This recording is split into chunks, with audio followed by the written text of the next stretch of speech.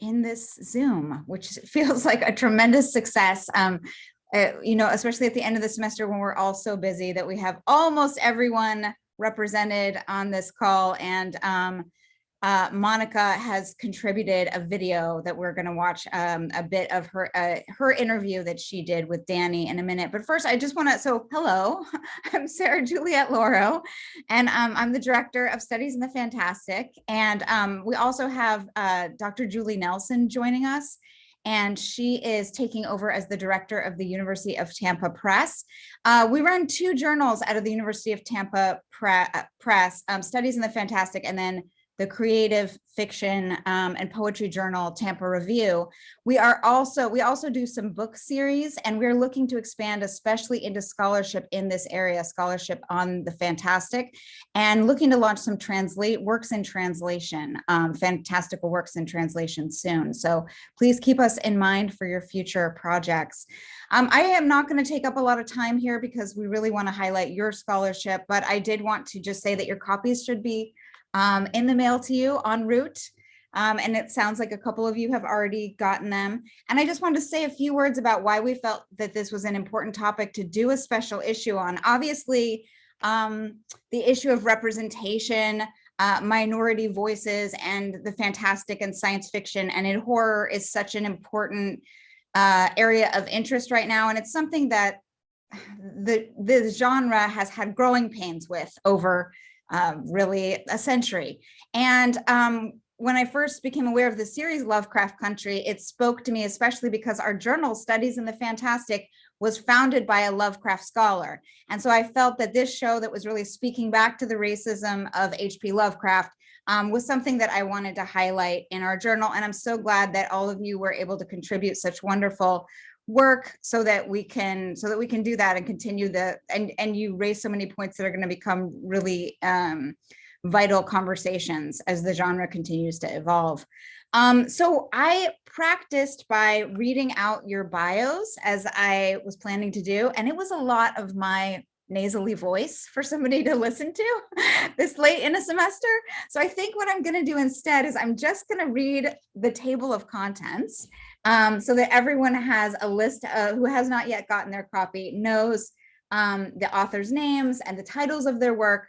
Then, as we had previously planned, we are going to play a selection of the interview, a sort of a reenactment of an original interview that was done between Dani, Bethea, and Monika, Negra. And then we are going to have sort of a round robin where everyone will present about 5 minutes, a little thumbnail sketch of their article so that you know what you're the most excited to dig into when you do get your physical copy. So first in the journal, we have a note from the editors sort of explaining what Stephen, my associate editor, Stephen Molman, who was not able to join us on the Zoom, why we felt this was so important, which I've essentially just covered for you. And then also a note about the capitalization of Black and white, and the fact that we know that this is a conversation that's going on in publishing houses around the country, but that for the moment we decided to leave that stylistic choice up to the authors themselves. But that's something that we're going to continue to be revisiting as a board, and as the board of the University of Tampa Press will be looking at that as well. Then our first article is Hippolyta's Spiritual Awakening through Spiritual Warfare in Lovecraft Country, and that is Delisa Hawks's contribution. Next is Man's Fear of a Black Planet, Monstrous Ontological Encounters at Sundown in HBO's Lovecraft Country, and that's Joseph Lewis's contribution. Then we have Alexandra Stamson's Crafting Representation, Deploying Racecraftian Techniques to Critique Gender and Sexuality Swapping in HBO's Lovecraft Country. Then next is Mychal Reiff-Shanks, The Utilization of Historical Reenactment in Lovecraft Country. Then we have the interview that we're going to circle back to and start with, which we've titled Black Horror Beyond the White Gaze, a conversation between Dani, Bethea, and Monika, Negra. And then we have one review in this piece, though some of our issues have more reviews. And this is from John Dern, who's also able to join us on the call. And that is Horror Art, a review of a recent book called The Great Illustrators of Edgar Allan Poe. So I am going to start off the sharing by sharing my screen. I have this queued up to go. Please let me know if we have any audio problems, but otherwise we're going to listen to about 20 minutes of this interview between Dani and Monika. Lovely interview that we had over the winter break. We talked about all sorts of things from Candyman 2021 to Lovecraft Country, to even some of the new faces in horror that we are seeing pop up. So one thing that we kind of touched on briefly was also hip hop, maybe even R&B a little bit, because we talked about Janet Jackson and some of her horror aesthetics, the Southern Gothic that sometimes she employed in her music videos, but we really didn't get to explore just kind of how deep this river runs as far as like Black people and hip hop being like interconnected and us being like huge fans of the genre because something about it spoke to us. So my very first question is, what are some of your favorite R&B, hip hop, Black alt, rock, etc. music videos? Music videos. I mean, or songs. I mean, there's a couple. So there's like, okay, and I don't know how controversial this will be because of like what just recently happened, but the Fresh Prince, Will Smith, and DJ Jazzy Jeff did a song that was about Freddy Krueger. Mm-hmm. Yes, they did. And I remember the music video. I was a little kid, so it's just like, I just remember that music video. But I think that that was probably one of my favorite that was explicitly like horror, like identified. But then also there's like some crossover between like horror and dystopian like music videos that I really liked. Method Man made this one music video that was called, oh my God, what was it called? It was called like, something 99. I think it was like the Future 99 or something, but it came out in like the golden era of MTV, which in my opinion was in 1998, 1999.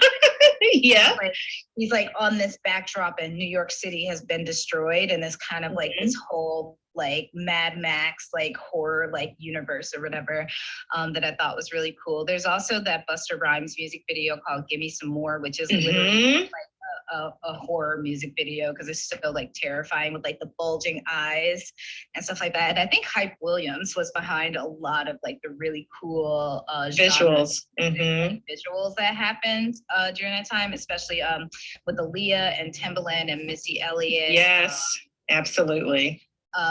Yeah, what's that song called? Oh my God, why can't I think of that song? I'm like drawing blanks. I'm so sorry. By Missy Elliott or? It was Missy. It was by Timbaland and Magoo. Love to Love Ya. Yeah. And it was like in like a haunted house and they like all showed up and like all Black and it's just like they're just going through like all these creepy like areas and stuff like that with like choreography and it was just like the tightest thing ever. And then of course I have to bring up Lil Nas X because call me yes, Montero, like that music video is absolutely amazing. And let's see what else. There's a couple more. There's actually like some rock music videos that actually I definitely remember. And there was one band that had a Black bassist and her name was Fallon and the band was called Kitty. And it was a music video called Charlotte. And it was kind of like this weird alternative universe where like this guy who's like a macho frat boy guy or whatever is being chased down to be killed by like all of these like women that he maybe sexually assaulted and they have like their wings torn off and it's just like this very prolific image of all of these women like running to chase him off of the cliff. The 90s were a great time to have like weird experimental music videos. Absolutely. And I was really grateful to be growing up with like the wide breadth of it. Yeah. I feel like music video making now is not as there's not much like I mean like some of them are creative, but like really what they're focusing on is just like the sex appeal and the realism of it and stuff like that. But I feel like, especially in the 90s, there was a lot more creative freedom allowed to hip hop artists and Black artists specifically to like bend the genre like a bit further. And what's very interesting is that a lot of these artists, like you mentioned, were just drawing on already established traditions. Like if you think about a lot of these artists as well, which is great, right? They were like, a lot of people don't think about it, but they were like super nerds, right? A lot of them had tons of comic book references, sci-fi, horror, manga, like super inspired by just so many different, like between African culture, Black American culture, Caribbean culture. So like we kind of mentioned, like Busta Rhymes, obviously he has roots like in the West Indies. Mm-hmm. So incorporated that into a lot of like his different music videos with, kind of shamanistic elements, or even having like semi voodoo, kind of imagery a little bit. But even like, let's say, what is the one video by like Missy Elliott? I'm remembering it vividly. She's at the turntables and she's covered in bees.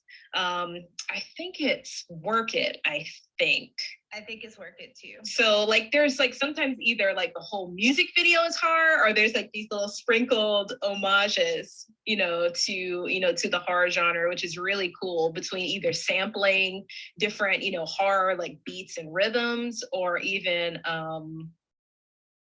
kind of incorporating that to the music video. So I know like Fat Boys, speaking of Freddy Krueger, I think Fat Boys, didn't they have like a music video with Freddy Krueger? I believe they did, yeah. Mm-hmm. Yeah, Fat Boys did. I know obviously that, I don't know if we should talk about it, but Leprechaun, Back to the Hood. Yeah. And like going to reference that, and like how a lot of hip hop artists have found themselves in horror movies, like Dog and Bones, and Leprechaun, Back to the Hood. Yes, we know. Yes, we know. Yes, we know that movie is something. I'm even gonna plug like Tales from the Hood, like even like also cross that breath of like tying the two together. But I think that essentially is just like a part of Black pop culture. Like there's always been an element of like camp and like playing with like different like pop cultural references to create something that's entirely like new.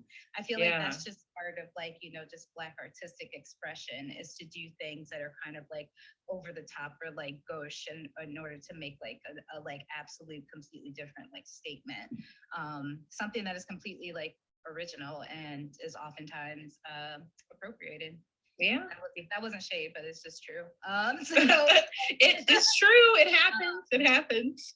Yeah, and just like some elements, like I think about like some elements of like drag and stuff like that, and like how Black queens like in the ballrooms and stuff like that were implementing like all these new like over the top like fashion like ideals, and sometimes they utilize like horror genre stuff for that too, like the fake blood, and incorporating that like on like ball floors and stuff. There's actually the show called Legendary that shows on HBO Max. They actually had like a horror, like a Halloween like themed episode, and like they came up with like these crazy like costumes, and incorporated that into like a whole dance routine, and had like zombie makeup on and like all this other stuff. Like that is all like from like Black LGBTQA like creative culture. Like all of that is tied together, which is what I'm also seeing in Lil Nas X's like adaptation of like his own version of like what horror means to him, which is being like this Black gay man in the mainstream, and how people literally are demonizing him for just being who he is. So it's kind of like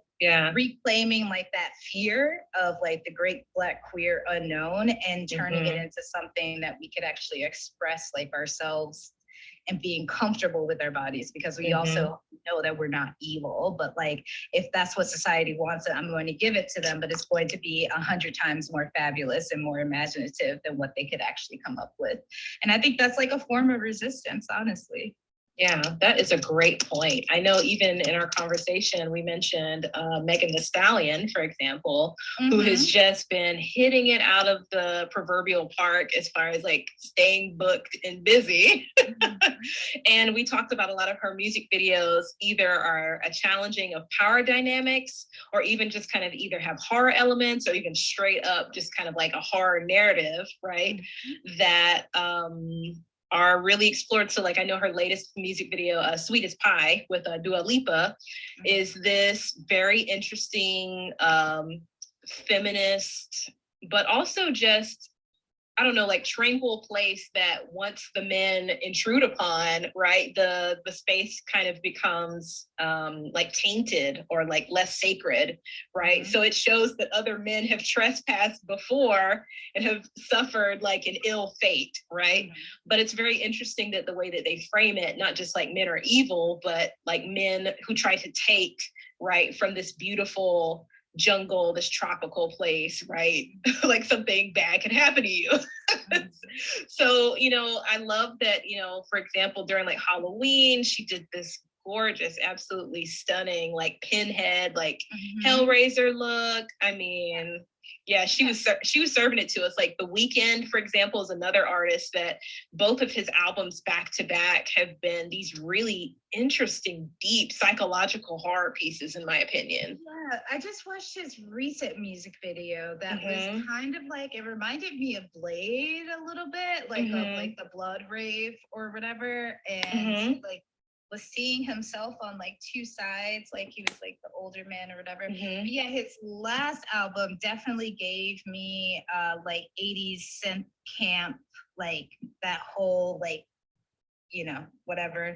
And then this new album, he seems to be like going through like the generations of like, you know, the 90s were definitely a time of like dark, gritty, like thrillers. I'm thinking about like that movie, what's it called? The Game. And yeah, like these like and Seven and like all these other like deep psychological like horror movies that like existed in the 90s, because a lot of studios were willing to put money up for like dark thrillers, which I think should definitely come back. I feel like, okay, maybe I'm just a 90s stan.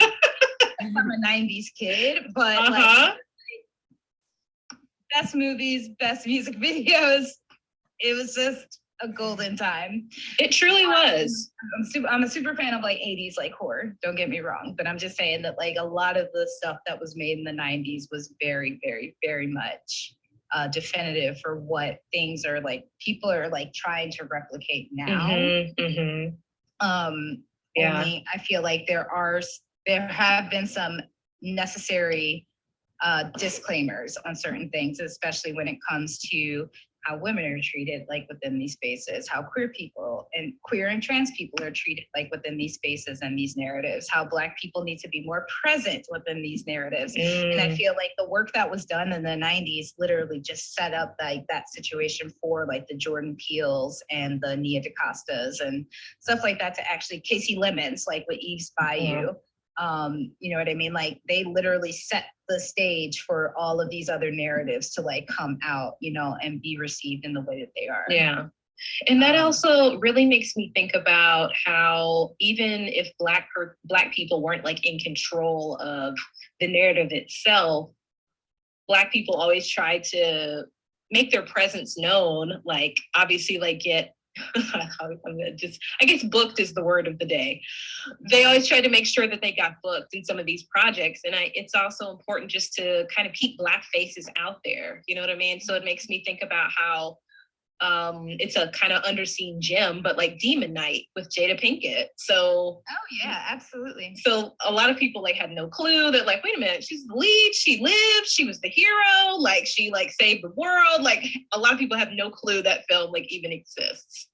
Which is really sad, because that was also like one of like the top tier. I mean, CCH Pounders in it. Yeah. All right, I think I'm gonna stop it there, and I just want to tell you a little bit about what you've just seen, essentially. So when I got the material from Dani and Monika for this interview that they did for us, there were pages and pages and pages of just wonderful material. We couldn't possibly publish all of it. So I had to take out this extract that was basically what you've just seen on, especially the way that hip hop uses the iconography of horror film in a really telling way to reflect upon the social condition that the artists were experiencing. And so I asked that they could save that for us for this Zoom launch as kind of a bonus track type of thing that we could share. So I wanted that to kick us off today. If you don't know the work of Monika Estrella Negra, who is not joining us today because she's working, but she is a freelance journalist, filmmaker, and media curator, and she's probably best known for, she makes short films. She's probably best known for her short film called Flesh, which is about a Black femme serial killer in the punk scene in Chicago. And that is actually on the horror noir syllabus that probably everybody on this Zoom knows about. So she is a well-established radical filmmaker, and we are planning to try to keep working with Monika to screen some of her stuff here at the University of Tampa. Dani, do you want to tell us a little bit about how your paths have crossed in multiple places at Cinespeak and at some other film festivals? Can you just tell us how this interview came about and anything else that you want us to know about your piece in the issue? Hi, Sarah. Hi, everyone from the university. It's a pleasure to finally actually see you in person, and for everyone that contributed, hello, it's a pleasure. So it's interesting how horror academia works, right? So between Sarah's contribution and Sonia Lufer, who is another academic, somehow we had crossed paths because we'd been, kind of talking about Candyman was obviously the big horror talk of the end of last year. And there were just kind of tons and tons of things coming out about it, people writing, so on and so forth. So I had hooked up through Sonia via Cinespeak to write a piece contending with the scraps, fighting for the direction of Black women's horror narratives. And I had written a piece for that site. And just by luck and proxy, this beautiful Studies in the Fantastic came along that we were able to explore some of those things further, especially with Candyman and Lovecraft Country and so on and so forth. So it was a super deep conversation that I'd finally gotten to have with her face to face, because she was one of the editors on my piece for Cinespeak. And it was just really a delight to pick her brain even further. I mean, she's just phenomenal. I mean, her brain is like a never-ending filing cabinet of like horror and sociology and pop culture and everything else. It's really a delight to speak with her. So that was how we initially engaged in the horror sphere. Yeah, her films have been screened at many universities across the country. I mean, I first saw them at Pitt, and then she's been invited to Harvard as well. And your name has been tossed around by various people. I know you've been an invited speaker at a couple of different things. Your work is being shouted out in all kinds of venues. Can you want to tell people where they can find more of your journalism and your scholar and your stuff? Oh, absolutely. I try to keep a Rolodex of all of my work and where you can find it and everything else. But primarily my main source of my writings is on Medium. So it's the, let me see if I can, so Medium, Dani Bethea. I don't know if that's the best way that it might come up, danibethea.medium.com. Also, you can find me primarily on Twitter. So at the Dani Bethea, and that should link you to a lot of my different work, articles, pieces, so on and so forth. Like I have quite a lengthy list of everything that I keep cataloged. So even if you shoot me an email anytime, all of my links to everything will come up there, but please find me on Twitter and on Medium. Thank you. Cool. Thanks so much. And you also, though, you don't just do horror, right? Because you have something in Women of Genji Cohen, Orange is the New Black, and Glow, and that's a collection of essays. So, so you're more broadly interested. I mean, Monika is just straight up horror, knows everything about horror, but you seem to kind of dabble in different areas. Oh, for sure. I wasn't sure if I should like go Yeah, off and like I wax don't know. poetic or or anything, but yeah, I'm just like a nerd and a geek extraordinaire. So there's not too many genres of things that I'm not like tapped into. So I have tons of different pieces on sci-fi, on comic books, on video games. I mean, it's kind of it's the gamut. Like if I'm intrigued by it, I'm gonna write about it. So anything that kind of gives me either supreme joy or even just like existential like dread, I'm gonna write on it. So yeah. Great. Well, thank you so much. We're really glad to have you two content creators you participate in this special issue. And, you know, we look forward to more opportunities for kind of collaboration. As far as for the rest of it, I'm going to enable screen share so that if anybody has slides that they want to show, that we can certainly do that. Some people had visuals, although the extract that we really highlighted right now from Dani and Monika's interview was not related to Lovecraft Country. They have a really wonderful, robust discussion of Lovecraft Country, especially what was so important to me in your piece was the discussion of the Topsy episode and the haunted house episodes. And then we also then you also did Candyman. That was the second one. So Candyman kind of as this like a cultural moment for horror, and the Lovecraft Country, and bringing, which was our special topic, and brought those two together in the span of your really rich interview. So I think now we're just going to go kind of in order of the way people's pieces appear in the journal. As I'm going to introduce each person, and I'm going to just kind of give a few highlights from these really robust, as you can see, contributors notes. But we're going to go first to Delisa Hawks, who is assistant professor of Africana Studies and an affiliate faculty at the Women, Gender, and Sexuality program at the University of Texas, Knoxville. Her current book project examines representations of Black and Indigenous relationships in African-American print culture and their impacts on narratives of racial identity, kinship, and cross-cultural coalitions in the United States. She's published many different places, but she's talking specifically about Hippolyta's spiritual awakening in Lovecraft Country. So Delisa, what do you want to tell us to just give everybody a quick little sketch? Thank you for that introduction. So just to double check what's in the journal, it says University of Tennessee, right? Yes. Did I say the wrong thing? It said Texas. And so I was just thinking back. No, I probably just University of Texas at Knoxville. Yeah, there's no University of Tennessee. Sorry. Thank you. Thank you. There will be errors. I promise you. This was edited by myself and a student intern, and so you are definitely going to find mistakes as you're reading it. But thank you for that, Delisa. Thank you. So it's a pleasure to be here. I'm happy to meet all of you in person, right? So my essay focuses on Hippolyta's spiritual awakening through spiritual warfare in Lovecraft Country.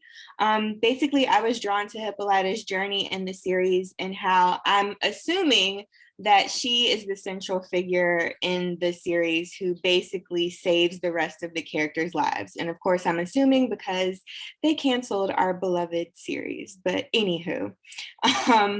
So basically in the article, I'm really picking out how racism and sexism affects Hippolyta on Earth. However, she goes to outer space and she's given the power to essentially name herself through the godlike womanly figure I am. And in the essay, I talk a little bit about some of the biblical references that are there with that I am and naming oneself in the series. But basically, I argue that this experience kind of acts as a moment of rememory for Hippolyta, but I'm calling it cosmic rememory, clearly drawing from Toni Morrison's concept of rememory, but making the argument that cosmic rememory focuses on really allowing oneself the space to see what are some faults within their spiritual sense of self, and how does that essentially, how does that experience then allow them to defeat things that are outside of this world? And there I'm drawing in Karen and Barbara Fields' concept of racecraft, and that essentially Hippolyta is having to defeat these elements of racecraft that are non-human in her cosmic journey. So we see her, defeating the Civil War figures as she is a warrior in that one space. And then after being in outer space, she's also essentially the motherboard that allows the other characters to return to 1921 Tulsa. So also within that argument, I'm saying that she's defeating racecraft not only in her present, but also in the past and the future. So in general, that's what the article is interested in. Like I said, I think she is the most important character in the series, even though we don't really see as much of her as I personally would have liked to see. Right. That's one thing I hope we can circle back to kind of in the open Q&A part, is people's reactions to the show getting canceled and other characters who maybe didn't get as much of a role that you were really hoping for. Thank you for that. We're going to hear from Joseph Lewis next. I'm just going to, again, do my little thing. Hopefully I'll say the right school this time.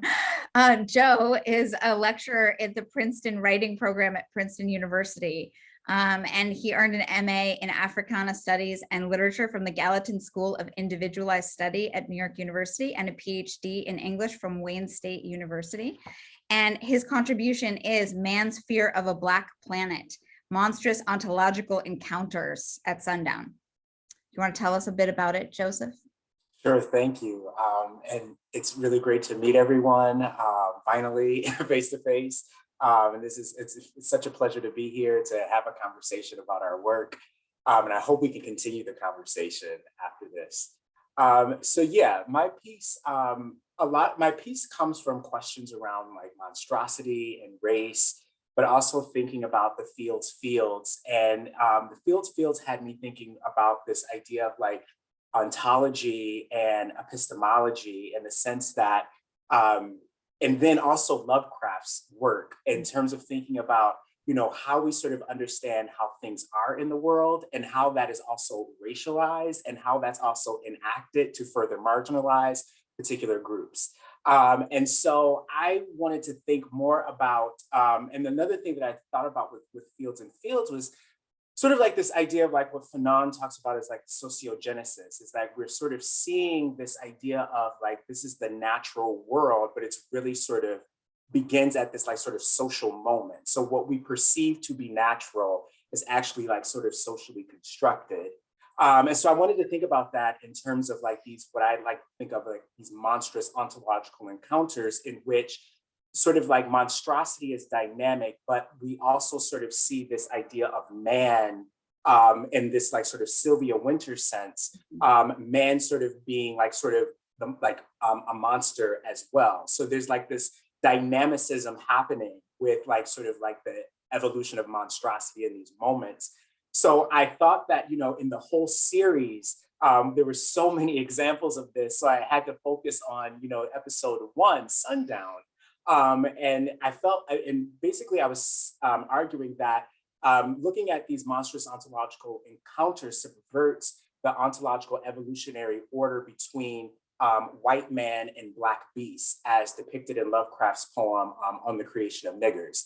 And I also think that it also sort of speaks to sort of Lovecraft's sentiments around race and racism at this time as well, along with this. And so in this episode, I was looking at these 4 narrative moments where black characters encountered monstrous beasts in the form of white men.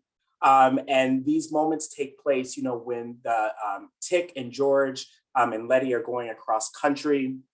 And part of the, what we see happening is that, they're perceived to be monstrous because of their blackness, but at the same time, the landscape, which we perceive to be this natural thing, is also monstrous as well. The people that they encounter that are enacting anti-Black racism are also monstrous as well. So we see this sort of shift in perspective of monstrosity that changes the ways we sort of see this like sort of imaginary boundary between sort of the like, or challenges this idea of like what's ontological, how do we sort of understand how we are in the world.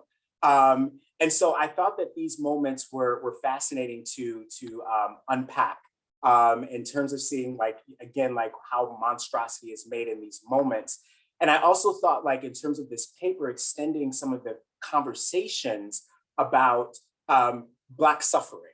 A lot of the criticism that came out around, like we think about Lovecraft Country, we think about Watchmen, we think about them, this critique that, you know, we're just trafficking in Black suffering, where I argue that there's an opportunity for us to rethink this idea of like even what it means to think about like the fantastic and the natural. And so we're seeing all these like sort of fantastical elements happening within the natural existence of just being Black. So I wanted us to think about like the existential implications of like sort of Blackness and representation. And yeah, those and seeing how those moments happen in the episode, so that we can have a more developed understanding of like how monstrosity plays out in horror. That's great. I'm getting a little checklist for our discussion, but one part of it would definitely be for me, coming out of what Joe said, what Christina Sharp calls suffertainment, like watching Black people suffer as entertainment, even when it's a text that's meant to be critical of society. And I think that actually comes up a lot in Dani and Monika's interview about the way Candyman kind of pushes against that. That tendency within horror. So thank you so much for that. Alexandra is going to talk about some of the interesting choices that they made in creating the adaptation. So Alexandra Stamson is an adjunct professor of philosophy at SUNY Purchase.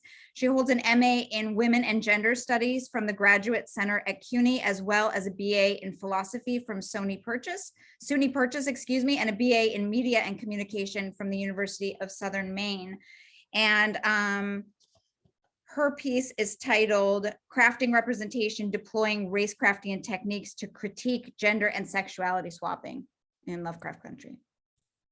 Thanks, Sarah. It's nice to meet everybody. And I'm really proud to be a part of this. This is my first publication, so I really appreciate being here and being a part of this.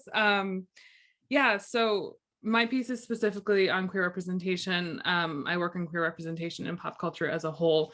But after seeing this series, I had to tackle it like inside of the show, specifically in terms of adaptation. So because it's adapted from a book, I wanted to look at the ways that the adaptation shows us these sumptuary rules, right, that we get from Fields and Fields. And how these decisions sort of show us the way that we expect identity to be seen and the way that we think about identity. And so to me, the representation of queerness in Lovecraft Country sort of gave us insight into the ways that we often think about queerness in sort of detrimental ways, in the way that it appears in a very stereotypical way. So I built on racecraft theory to look at Montrose, Ruby, and Christina, starting with Montrose and looking at the ways that, you know, his sexuality was added, like he was straight in the book, and so he was added as queer in the show, and how that queerness came specifically with a violence, and like it came with like significant trauma. And so I talk a little bit about why queerness has to seem to come with trauma in order for it to exist. I mean, Montrose sort of being like the central, a very good example of that. And then I turned to Ruby and Christina, and I think I in my article, I used the words hoops to jump through, because they jumped through so many hoops when it could have, because Christina, as we know, or as we may not know, but was just a male character in the book. And then they made her a female character in the show. And rather than having just a simple lesbian relationship, they had to take magic to make Christina a man, to have a relationship with a woman. And there was so much convoluted experiences between the two of them that I thought complicated the plot in a lot of different ways that could have just been a little more simple if there was just the ability to add and allow a lesbian relationship. So I spent a lot of my time on that because of the invisibility of lesbians, especially Black queer women in pop culture, and how there was an opportunity there for representation that was, I felt, really, really missed. And then just because gender is my like central focus in terms of my master's program, I focused a little bit on Christina and the way that they swapped her gender from book to film, and how in the book, as a man, he lives, and then as a woman in the show, she dies, and talk a little bit about violence against women and the ways that women, whether they're heroes or villains, aren't given really a full livability. They're not allowed to survive past the end of a lot of speculative fiction works. And so that's the core of the article, and the main question being, when we're adapting specifically from literature to the screen, what choices are we making as producers, as writers, et cetera, and how much of that, which I didn't get into the article, I would love to eventually, how much of that is a capitalist assumption as to what sells and what doesn't sell. Yeah, that's it. Thank you. Great, thank you so much. Excited to dig into that as well. And so then we also are gonna talk a little bit about this issue of historical reenactment, which is like kind of close to my work. So this article has a special place in my heart. This is Mychal Reiff-Shanks's The Utilization of Historical Reenactment in Lovecraft Country. Mychal is a PhD candidate in the Moving Images Studies program at Georgia State University. They are a Black, queer, non-binary person whose pronouns are they, them, theirs, and an avid fan of media. Mychal, is this also your first publication or not? Yeah, it is. Oh, yeah. great, yay. I'm really glad that we can be that space for both of you. So tell us a little bit about your contribution to this special issue. Yeah, so this paper really came about because Lovecraft Country kind of became my pandemic watch, as we all probably felt, as well as a teacher in the class I was in assigned Vivian Sobczak's. I'm gonna make sure I say her title because Vivian does like a long title, but The Scene, the Screen, Envisioning Photographic, Cinematic, and Electronic Presence. And then also somewhat of like a Princess Nokia music video also kind of brought this paper to life. But really what got me interested was, as like Joseph kind of mentioned with like the first episode, that montage of reenactments of historical pictures, which I do have like, I'll show maybe after this, but that kind of over the James Baldwin really got me thinking about how they're using reenactment as the show goes on. As you all see, like with other episodes, it just continues and morphs. And I think what Vivian Sobczak says about these three different technologies, which are photographic, cinematic, and electronic, I think really could easily apply to how Lovecraft is using reenactment by how I say using photographic through the like actual physical reenactment of photographs, through historical figures, which I call the cinematic, with like their figures of Emmett Till, as well as also events like the Tulsa race riot. And then the electronic, I kind of use more for audio, and especially all the speeches, music, and other things that kind of encapsulate this beyond that time and place that kind of happens with disembodiment in electronic.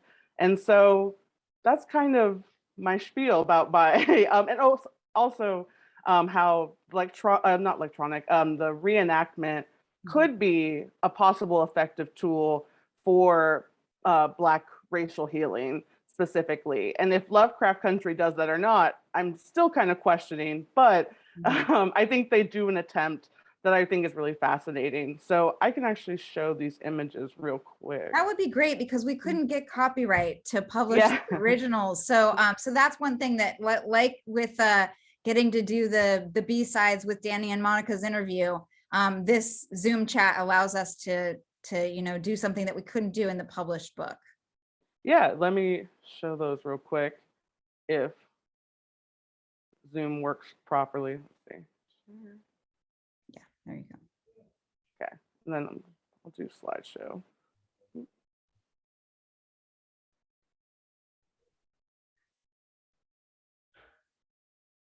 Okay, let me go back up.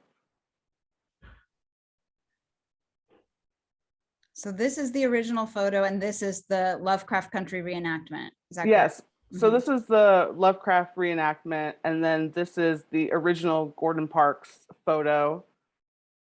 So you can kind of see, I do point out the differences, especially with the fact that there is now like a white police officer and white children present versus like in this photo that it's only the Black family. And then this is also another Gordon Parks, but this is the Lovecraft scene, and this is the original.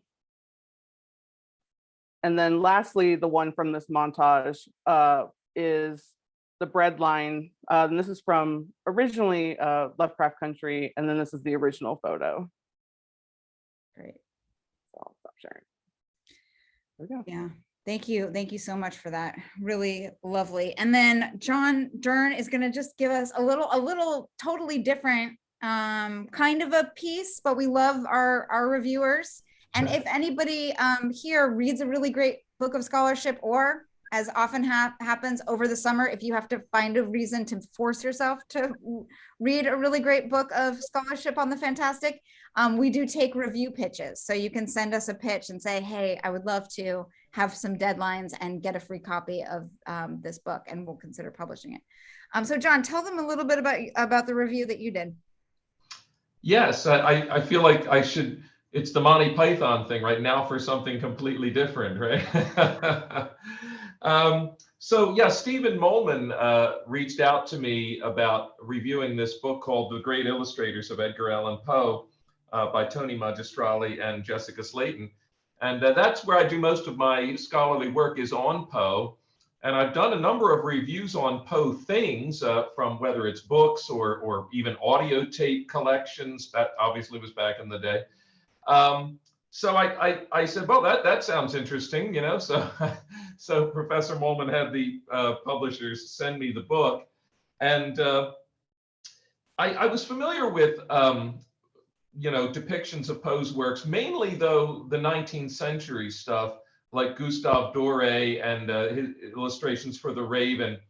But this book really gets into some things even I was really not familiar with.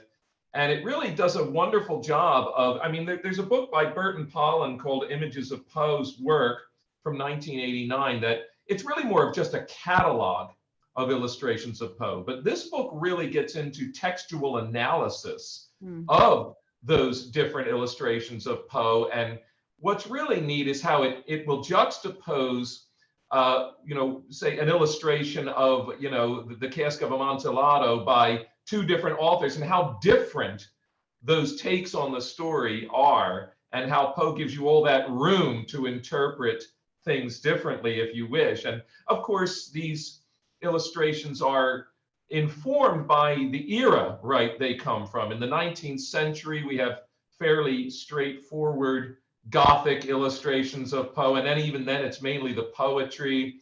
Then in the 20th century, we have a more modernist take, right, getting a little more creative with, stretching what's going on in Poe's work. And actually the stories kick in then. The stories aren't really illustrated as much in the 19th century, but they are more in the 20th. And I was really fascinated at the end of the book. The last chapter is called The Postmodern Poe. And it made a point that once they made the point, I said, well, that's true, isn't it? But I hadn't really appreciated it until they made it. And it's that in the postmodern era, since like the 60s and 70s, Poe himself has actually become the subject of artistic treatment rather than his stories. I mean, yes, there are still illustrations of the stories and graphic novels, but Poe himself became an iconic image for people to reproduce in creative ways. And you see that much more in the last few decades, maybe the last half century or so, than you did before that. This image, image of Poe with the mustache and all sorts of creative takes on that. So anyway, that's what I did. I reviewed that text, and it really is a great text if you're interested in. It's not going to give you the sheer number of illustrations that Pollan lists, but if you really want to dig into the texts of illustrations and how they fit their sort of, eras, right? And reflect the artistic sentiments of their era. It's a really great book to read. I actually enjoyed it very much. Great. Thank you so much for that. I just kind of do a coming attractions. I know that some people have to teach right at 4, and so they're going to have to dip off early. But in our upcoming issue, we have our first ever review essay, which is something between a regular scholarly article and a review. So it's sort of a hybrid monster in and of itself. And that's going to be on the most recent Dune film. So you can also pitch us film reviews, video game reviews, that sort of thing. And then we have a proposal that I'm really hoping is that the board is going to accept, which is about Black time travel narratives.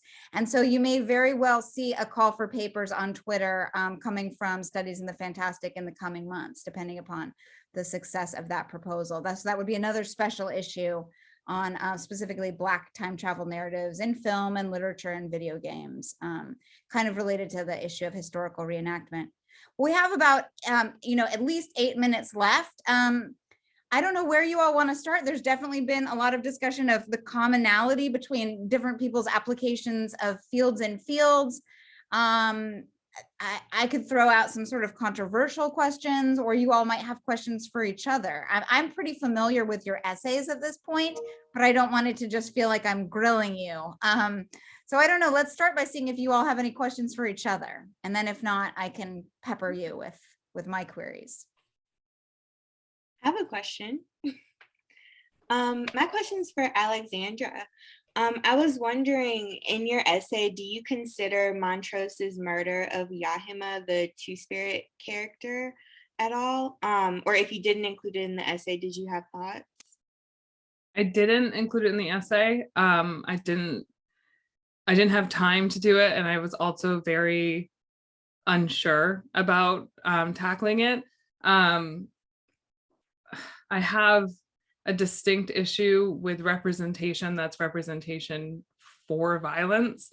And I feel like that the decisions made for that character were made to erase queerness specifically, which I've talked about in a lot of different things that I've worked on, is that oftentimes queerness is added to add representation, and then often it is violenced or killed away because it's easier to remove it from like the comfort zone of straight audiences. So I didn't touch it because I felt like it could take, I felt like it needed like 5 of its own essays, and I also felt like I wasn't the person to write on that specifically, but I do think it was a very good example of the ways that representation of queerness is so often added just to be so quickly taken away, and it just adds to the conversation of disposability of queer lives. But yeah, so thank you for the question.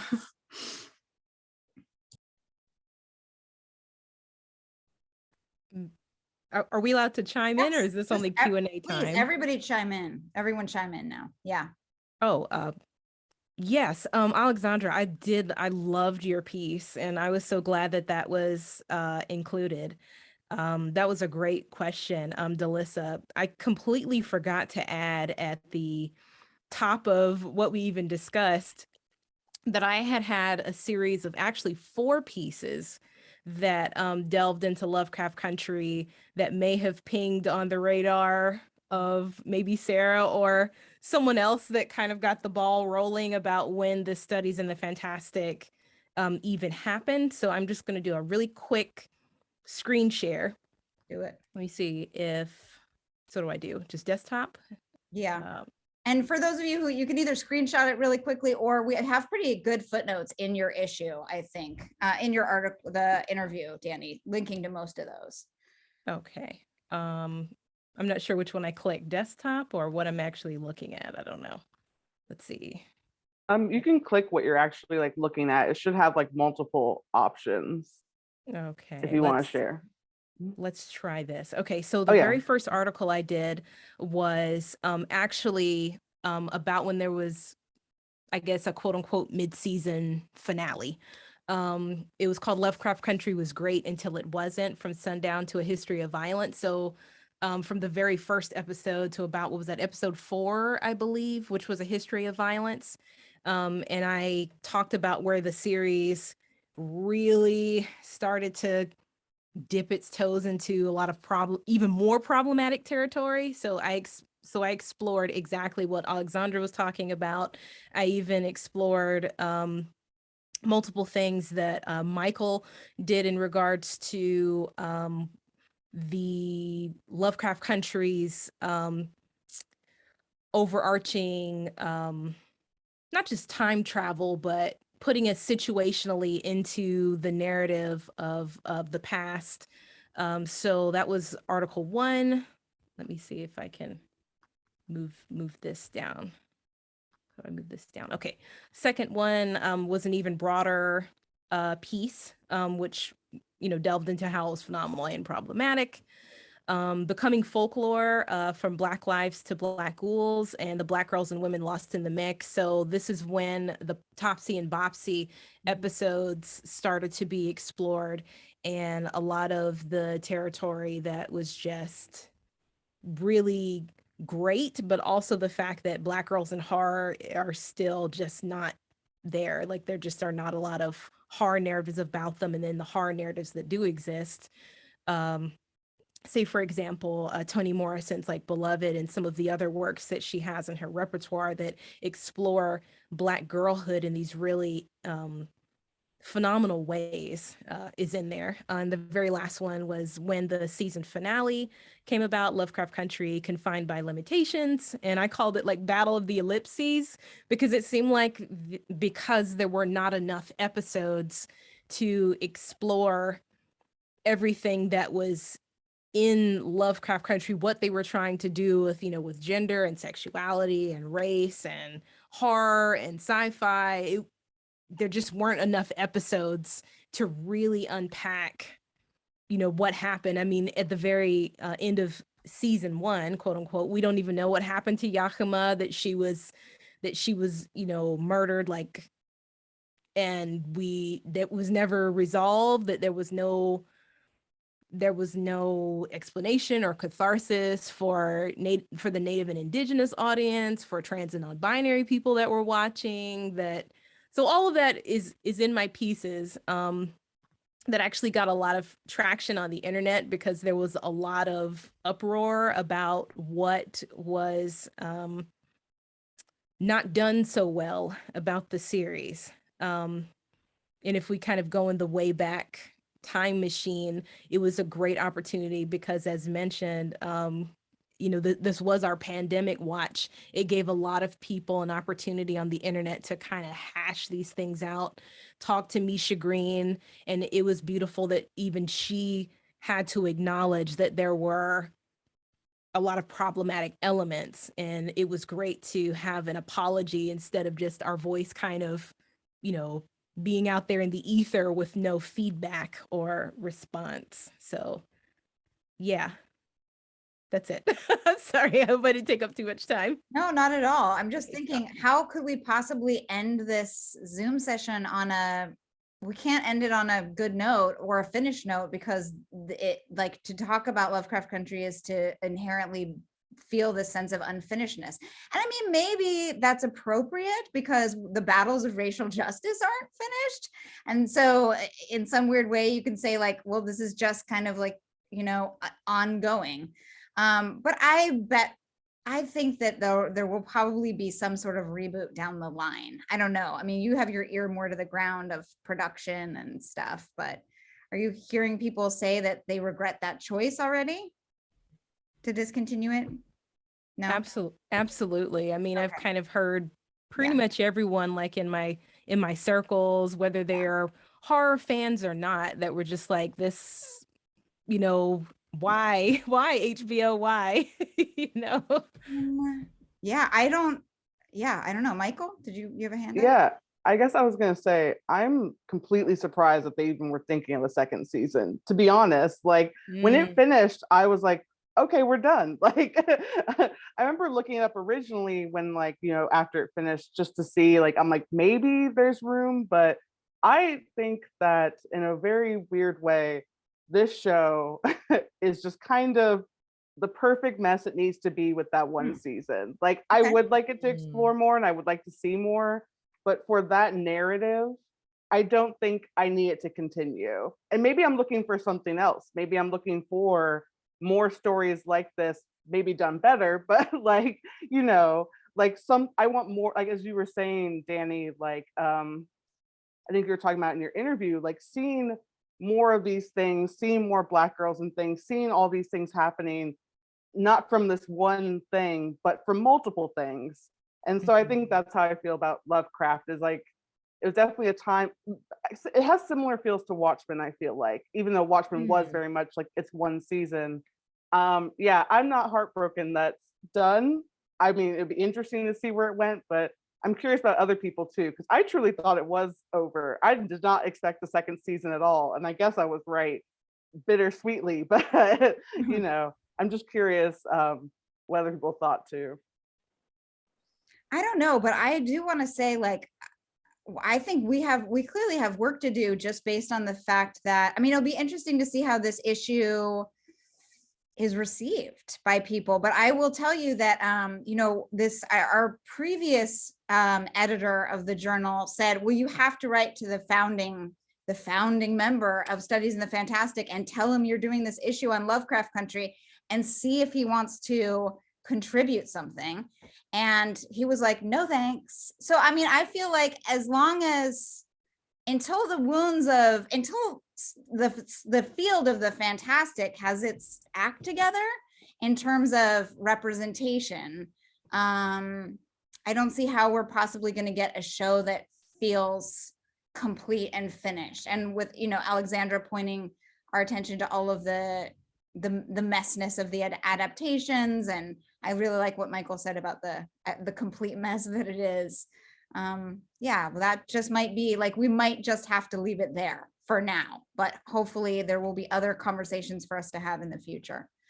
So I don't want to hold us any longer. That's perfectly an hour. I will just thank you all so much for sharing your intellectual contributions with Studies in the Fantastic and your fine work. And please keep us in mind for other submissions. I will probably be reaching out to you as I get pieces in your area, begging you to be reviewers on things. But thank you so much for everything. And I will have this link up soon, probably by the end of the week, and blast it out there onto all your social media channels. Thank you. Thank you all so much. Thank you so much for your time.